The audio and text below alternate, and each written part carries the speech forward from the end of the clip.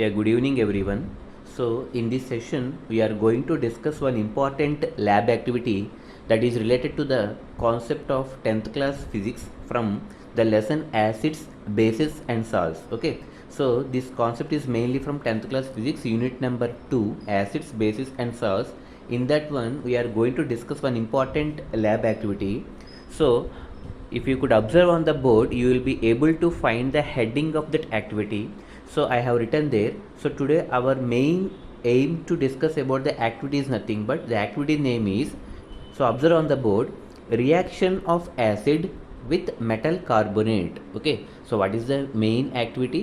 Reaction of acid with metal carbonate. అంటే ఒక acid అన్నది మెటల్ కార్బోనేట్తో రియాక్ట్ అయితే అసలు ఏం జరుగుతుంది, రియాక్షన్ ఎలా ఫామ్ అవుతుంది, ఏ గ్యాస్ లిబరేట్ అవుతుంది, సో దానికి ఉన్నటువంటి ప్రాపర్టీ ఏంటి, సో ఇవన్నీ కూడా ఈ యాక్టివిటీ ద్వారా మనం తెలుసుకోవాలండి. So once again I'm saying the heading reaction of acid with metal carbonate. అయితే ఇక్కడ మీకు తెలియాల్సింది ఏంటంటే before starting the activity we need to remember that two types of different materials we have to take here. One is acid and another one is metal carbonate. అయితే ఇక్కడ acid కింద ఏం తీసుకోవాలి, మెటల్ కార్బోనేట్ కింద ఏం తీసుకోవాలి అనేది first మనకు తెలియాలండి. So that is the prior information we need to know that one before starting the activity. So అయితే ఇక్కడ యాసిడ్ ప్లేస్లో డైల్యూట్ హైడ్రోక్లోరిక్ యాసిడ్ తీసుకోవచ్చు. ఏం తీసుకుంటాం మనం? Dilute hydrochloric acid. So the formula is HCl. So మీరు అబ్జర్వ్ చేస్తే మీకు అక్కడ బోర్డు మీద కనబడుతుంది చూడండి, in place of acid we have to take dilute HCl. అది కూడా ఎంత తీసుకోవాలి, చాలా తక్కువగా తీసుకోవాలి, 2 ml of dilute HCl. So in place of acid we are taking dilute HCl. And ఇంకోటి ఏం మిగిలిపోయింది, మెటల్ కార్బోనేట్ మిగిలిపోయింది. అయితే in place of metal carbonate we have to take ఏం తీసుకోవాలి, సోడియం కార్బోనేట్ని తీసుకోవాలి. Okay, so sodium carbonate, so దాని ఫార్ములా చూడండి, Na2CO3. Okay, sodium carbonate formula ఏంటండి, Na2CO3. అది ఎంత తీసుకోవాలి, 0.5 grams of sodium carbonate. So దాన్నే మనం కెమికల్గా వాషింగ్ సోడా అని కూడా పిలుస్తారు. ఏమని పిలుస్తారు దాన్ని? Washing soda. దేన్ని?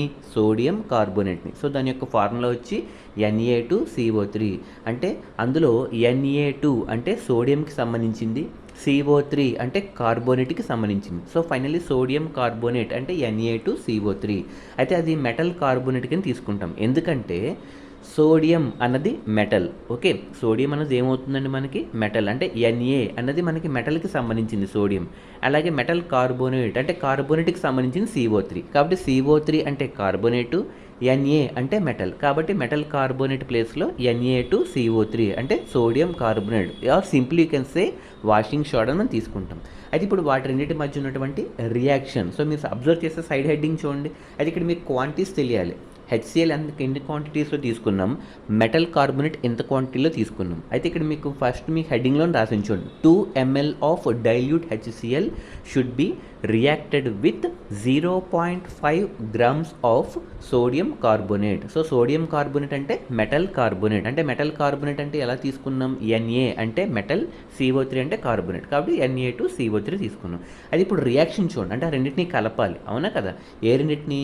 Metal carbonate should be reacted with acid, or else acid should be reacted with metal carbonate. So ఫైనల్గా రియాక్షన్ చూడండి, మీకు బోర్డు మీద రాశాను, Na2CO3 అంటే ఏంటిది, మెటల్ కార్బోనేట్. అందులో మెటల్ ఏది, సోడియం, కార్బోనేట్ ఏది, CO3. కాబట్టి మెటల్ కార్బోనేట్ అయినటువంటి Na2CO3 it is going to be reacted with dilute HCl. So పక్కన రియాక్షన్ చూడండి, 2 moles ఆఫ్ HClతో రియాక్ట్ అవుతుంది, ఏది, మెటల్ కార్బోనేట్.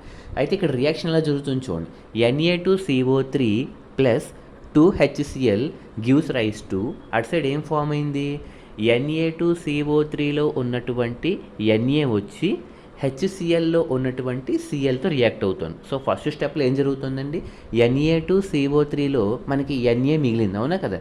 Na వచ్చి HClలో Clతో రియాక్ట్ అవుతుంది, అంటే Na is going to react with Cl. ఫైనల్గా ఏం ఫామ్ అయింది, 2 molecules ఆఫ్ NaCl. అంటే దాన్ని సోడియం క్లోరైడ్ అంటాం. ఏమంటాం దాన్ని? Sodium chloride. అంటే సోడియం అంటే Na, Cl అంటే క్లోరైడ్. అది ఎలా ఫార్మ్ అయింది, Na2CO3లో ఉన్నటువంటి Na వచ్చి HClలో ఉన్నటువంటి Clతో రియాక్ట్ అయ్యి NaCl ఫామ్ అయింది. ఇంకా రిమైనింగ్ ఏం ఫామ్ అయింది, CO3లో ఒక O వచ్చి హైడ్రోజన్తో రియాక్ట్ అయ్యి H2O వాటర్ ఫార్మ్ అయ్యి ఇంకొక CO2 గ్యాస్ మిగిలిపోయింది. చూడండి మీకు రియాక్షన్ అర్థమవుతుంది చూడండి. సో బోర్డు మీద సో ఫైనల్గా ఫస్ట్ స్టెప్లో మనకి ఏమర్థమైంది, NaCl ఫార్మ్ అవుతూ వాటర్ ఫార్మ్ అవుతూ H2O అంటే వాటర్ అండి. ఇంకా గ్యాస్ ఏది లిబరేట్ అయింది, CO2 గ్యాస్ లిబరేట్ అయింది. CO2 అంటే కార్బన్ డైఆక్సైడ్. సో ఫైనల్గా మనం ఏం చెప్పొచ్చు, when acid is going to react with metal carbonate which gas is going to be evolved అని అడుగుతాడు ఎగ్జామ్లో. So final you have to right carbon dioxide. Okay, so carbon dioxide అన్నది liberate అవ్వడం జరుగుతుంది ఎప్పుడు, యాసిడ్ అనేది మెటల్ కార్బోనేట్తో react అయినప్పుడు. అదే యాసిడ్ మెటల్స్తో రియాక్ట్ అయితే హైడ్రోజన్ వస్తుంది.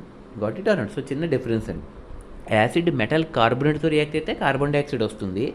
అదే యాసిడ్ ఓన్లీ మెటల్స్తో రియాక్ట్ అయితే హైడ్రోజన్ వస్తుంది. అయితే ఇక్కడ మనం తీసుకున్న మెటల్ కార్బోనేట్ కాబట్టి కార్బన్ డైఆక్సైడ్ వచ్చింది. అయితే ఇది కార్బన్ డైఆక్సైడా కాదా ఎలా టెస్ట్ చేస్తామంటే, సో మనకి రియాక్షన్లో ఏ గ్యాస్ వచ్చింది, ఫైనల్గా CO2 వచ్చింది, అవునా కదా. ఆ CO2ని మనం లైమ్ వాటర్ ద్వారా పాస్ చేస్తాం. సో చూడండి, pass this CO2 gas through lime water ద్వారా ఈ CO2 గ్యాస్ని పాస్ చేస్తాం. లైమ్ వాటర్ ఫామ్లో చూడండి CaOH ట్వైస్ అంటే కాల్షియం హైడ్రాక్సైడ్, అంటే డ్రైస్ లిక్విడ్ లైమ్ అని కూడా అంటారు దాన్ని. మీకు బ్లీచింగ్ పౌడర్ కాన్సెప్ట్ చెప్పినప్పుడు చెప్పాను, అవునా కదా.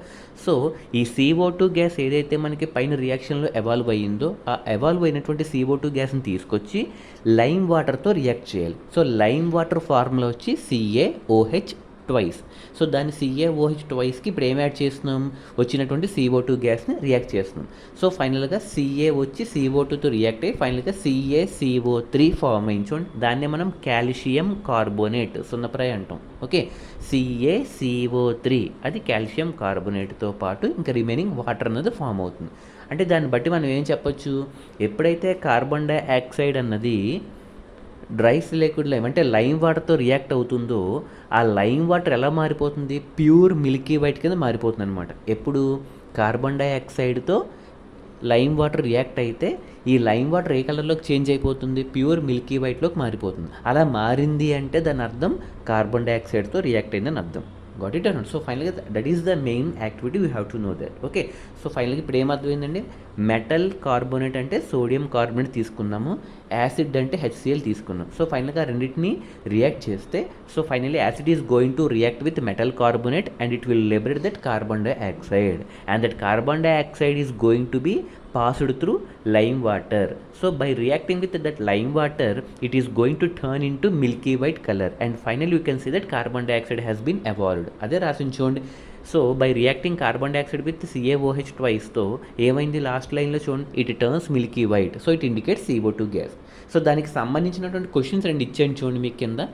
Which gas is produced when acid reacts with metal carbonate. So acid metal కార్బోనేట్తో రియాక్ట్ అయితే ఏ గ్యాస్ వస్తుంది, ఫైన్ ఈక్వేషన్ చూడండి, ఏ గ్యాస్ వచ్చింది, కార్బన్ డైఆక్సైడ్ వచ్చింది. ఎందుకంటే మెటల్ కార్బోనేట్ ప్లేస్లో Na2CO3 తీసుకున్నాం, యాసిడ్ ప్లేస్లో HCl తీసుకున్నాం, కాబట్టి ఫైనల్గా CO2 గ్యాస్ వచ్చింది. సెకండ్ క్వశ్చన్ కూడా చూడండి, which gas turns lime water into milky white. So lime water అంటే CaOH ట్వైస్ని మిల్కీ వైట్లోకి కన్వర్ట్ అయిపోయిందంటే ఏ గ్యాస్ పాస్ చేస్తే అయ్యింది అంటే which gas turns lime water into milky white అంటే దానికి కూడా ఆన్సర్ CO2నే. Okay, so it is the time to note down everyone. So I request everyone to note down this experiment and if you have any doubts you can just please free to contact me. Okay, good evening, have a nice day.